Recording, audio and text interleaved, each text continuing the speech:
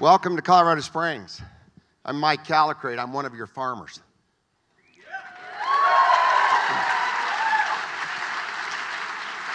I've been supplying meat to Colorado College since this wonderful food management company, Bon Appetit, started feeding students at this college. Thank you, Randy, for helping us connect to the eaters at CC.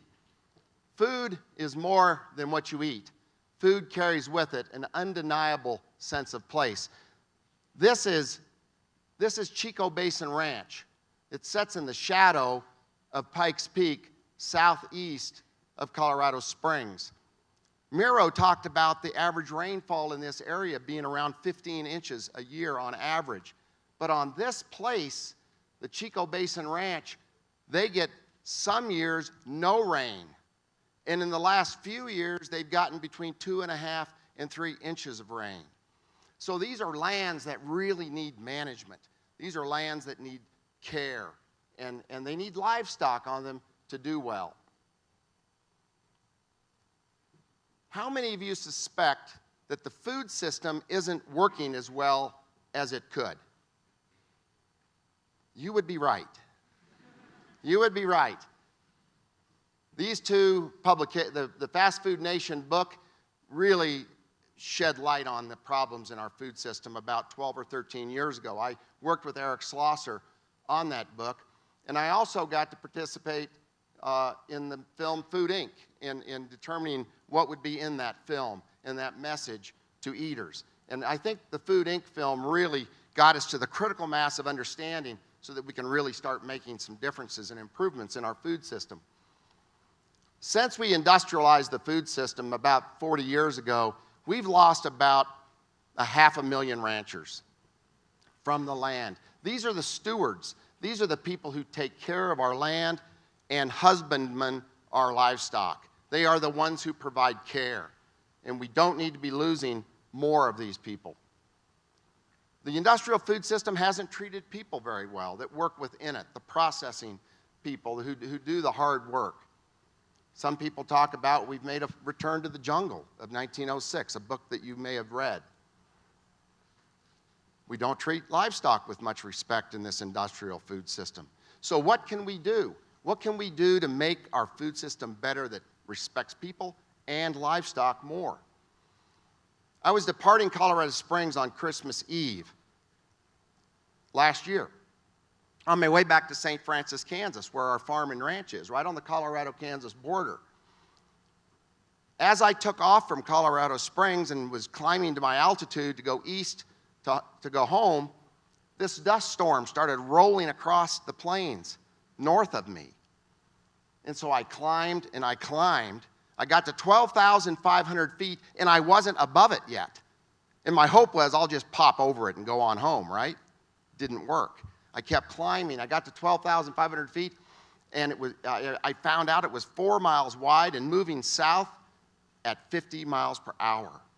This brings back memories of the Dust Bowl that you've read about in eastern Colorado, in the panhandle of Oklahoma and Texas, and in western Kansas.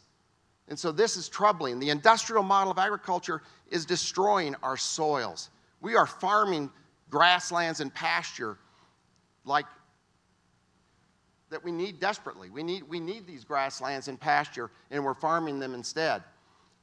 This is the answer to improving these soils. Livestock, herbivores. When these animals eat grass and deposit manure, it improves the soil.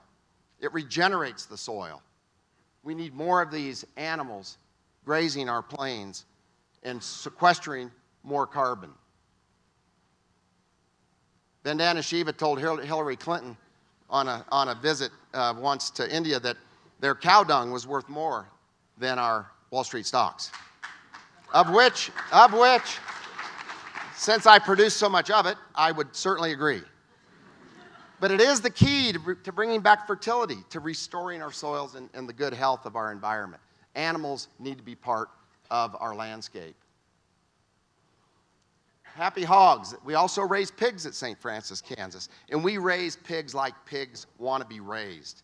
and you're always welcome to come out and see them. It's about a 3.5-hour drive east. We need young people in farming, and to make young people want to be in farming, it needs to be fun. It needs to be profitable. It needs to give them a way of life that is enjoyable.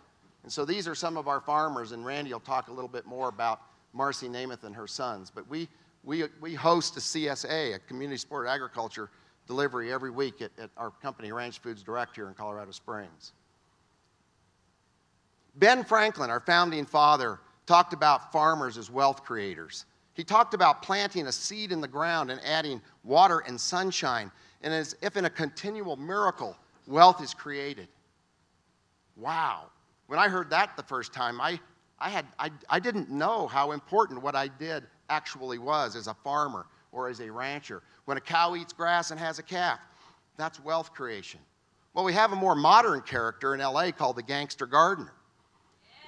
And what he says, growing food is like printing your own money. Now, I get that. And so let's build more of these community gardens. Let's get more young people involved. And that's what we're doing in Colorado Springs. You saw those animals eating the grass. At St. Francis, Kansas, we process those animals right where they are. We leave their slaughter waste behind to turn into valuable soil nutrients, and we only use 1/20th of the water that the big industrial system uses.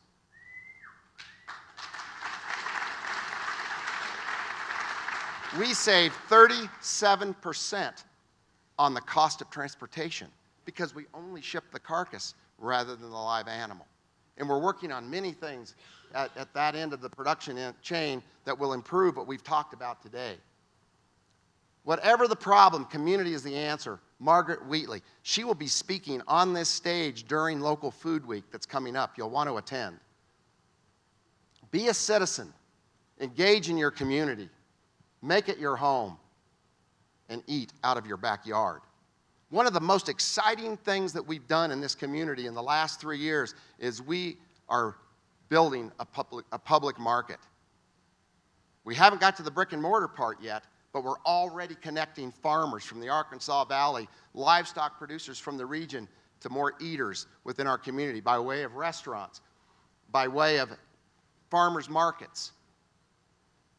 This is an exciting project, one that Eric Schlosser would be very, very proud of a decade after Fast Food Nation. You're going to see a lot more about this. We talk about community, commerce, connection, and culture. These are the Namath boys having a lot of fun. Welcome to Colorado Springs. This is an exciting time to live. Rebuilding this food system is going to be a lot of fun. You are in the right place. Thank you.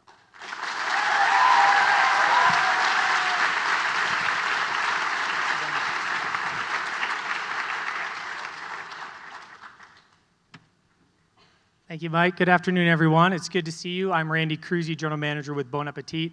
Look forward to seeing you in the cafes across campus and, of course, just walking across campus as well. So first off, I want to talk about, I'm sure you're wondering, where am I going to eat? You probably participated in the picnic last night out on the Warner Quad. You may have had brunch this morning in Rastel Cafe. So let's talk about a few places on campus that you can eat. Rastel Cafe, the all-you-care-to-eat location on campus, which is in the Warner Center. Then we have Benji's, which is our retail outlet in the Warner Center as well. We have a grill area, a taqueria, as well as a sushi line. So you should be able to find something in that area as well. For those of you that like your coffee drinks, Colorado Coffee is located right inside of Benji's as well. We also have the Preserve on campus, which is on the northwest corner of campus. Has a lot of great stations, made-to-order items and so forth, so you'll be appreciative to be there. And besides, has an amazing view on campus as well. So if you need a place to catch up, that's a good place to go. Local Goods is our convenience store on campus. If you live in Matthias Hall, it's in the lowest level of Matthias on ground level. So that's a great place to load up too. Chaz Coffee Cart, another coffee shop on campus, is meant for late night studying, especially in the library. So there's another way to get your caffeine fix if you need it later in the day and you're studying. So now that you know where to get your food and where you're going to be eating, where does your food actually come from? Where does it come from through Bon Appetit? It's a very important question, and we'll talk about that. But before we get into the farmers that we source from, I want to talk about, in the previous video, on average, 27% up to 30%, depending on the time of the season, of the ingredients that come out of our cafes are from local farmers and artisans. For those of you, since it's all of you that'll be going on the Pretty Service trip here on Wednesday, you'll get to enjoy the carrots, the green peppers, the onions, yellow squash, zucchini squash from the AVOG farmers down in the Pueblo area. So straight from their farms to your pack-out trip.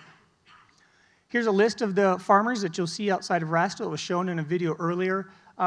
Tells you also the number of miles that those farms are away from us. So some of them are a little farther away, some of them are very close, like the CC Student Farm.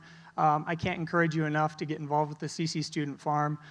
They do an amazing job, and literally when their produce comes into our cafe in Rastel, it's out at lunchtime. So you're in for a real treat for the amazing products that come in from them.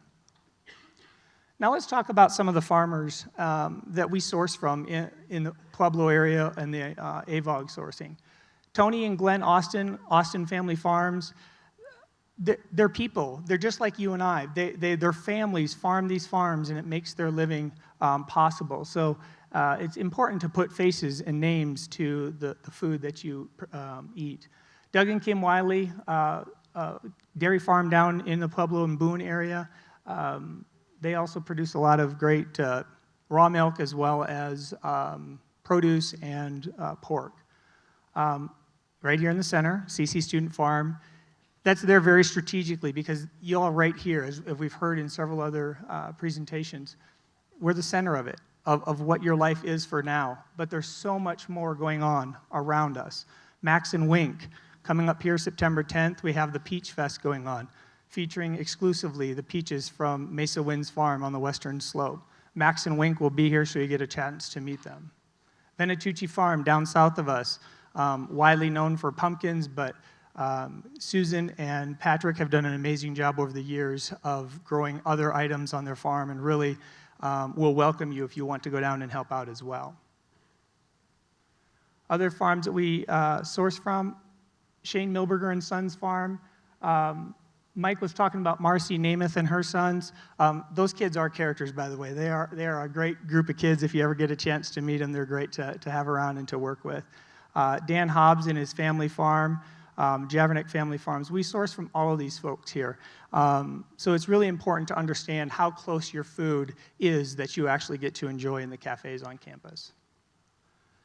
So when you visit your family and your friends, where do you tend to meet? Where do you tend to congregate in those places? I know for my family, it tends to be in the kitchen. Why is that? Food has an amazing way to draw us all together and connect us, start conversations to things much bigger and broader than just food. So the food in the conversation in the kitchen, yes, it does surround food, but there's a bigger picture. We heard already about water. We've heard hearing about food from Mike and myself. Soon we'll be hearing about energy and waste. It all collectively comes together for a huge conversation piece that is super impactful for where we're at in this place. We all have something to contribute. It doesn't matter if you're in food or if you're in energy or waste or in water or whatever it might be in the arts. We all have something to contribute to what we do in our lives. Let's see. There it goes. So at the end of the day, a handful of Colorado, as you've seen in multiple pictures, from the beautiful landscape to the produce that can be grown in Colorado, to a dash of Colorado College, a pinch of us here at Bon Appetit, but a whole lot, a heaping spoonful of you is what will create an incredible recipe for an experience with friends and amazing opportunities to impact the surrounding community. And if you want to know what I mean by that, look at Julian and Alex. These gentlemen have been working on this project, and they are where the rubber meets the road. They really put it into action, stopped talking about it, and made it happen. That's why we're all here today, and this will move forward in the future to be an amazing event as well. So I'll leave you with this. What will you do to make this place your home? I understand you're not maybe from Colorado, but I'm not either. I'm originally from Iowa. I came here, I went back to Iowa, and I've been back for 12 years. So this is now home. How are you going to make that home? You may not live here your entire life, but how do you make that your home? How do you connect with this area, the space, the people that are here, and the landscape around you? And how do you do that to make it a better place for others?